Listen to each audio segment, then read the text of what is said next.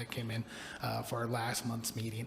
But like I said, all of them are approved with quorum, and all of them been the vast majority, either vote, unanimous vote, or just maybe one person voting against it, essentially. But we do have quorum. We do actually now have a full commission as well now. We have 7 commissioners now, so we will have a full commission of all 7 members starting this month, I believe. Can somebody, as we're talking, go back and look, because I thought I saw evolving and ever-changing, and all of us are being hit at different directions. I try to be really open and concerned, and what I've always said and have continued to be concerned about is youth consumption. And the data that suggests that density and the number of businesses that we have correlate to onset use, right, for our youth. And what I've asked in the past is for you all to sort of bring in the experts as we speak on this issue, because it's something that I feel is actually missing from this equation.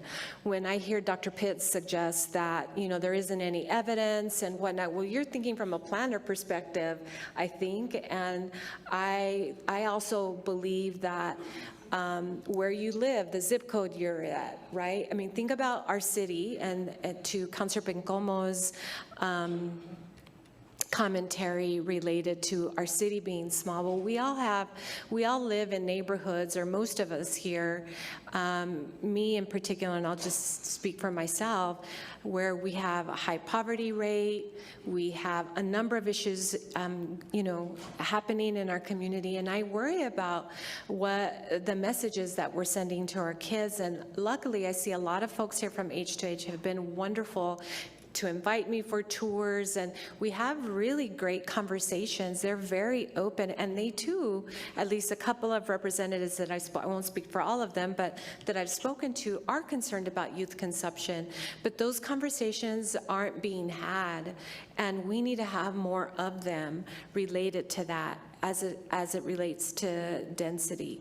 So Adam, from your perspective, is that something that you are also thinking when you bring this particular piece to us? Mayor Pro Tem, staff took a look at it, and essentially we saw the issues that were brought before you, and I'll bring it back up again. There we go. We've had all 16 SUPs get approved with no issue. Sometimes no opposition at all from the crowd, to be quite honest with you. One did get a little heavy that I remember, but actually really no oppositions to them. And additionally, code enforcement has not received any complaints, and we have a weekly meeting with our code enforcement officer to see if there's anything out there of any type of complaints about consumption, underage consumption, or anything like that, and nothing's been reported as of yet, ma'am.